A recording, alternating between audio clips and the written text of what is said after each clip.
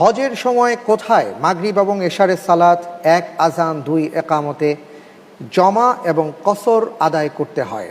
ক আরাফাতের ময়দানে, খ মুজদালিফায়, গ মিনায়, ঘ মাশআরে হারামে।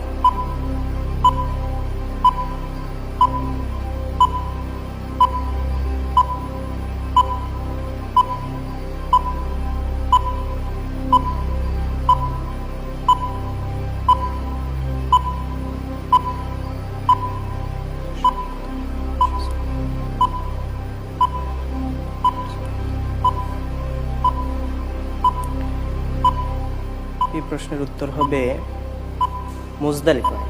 মুজদালিফায় লক করে দেব, জি। লক করে দিচ্ছি, লক করে দেয়া হোক মুজদালিফা।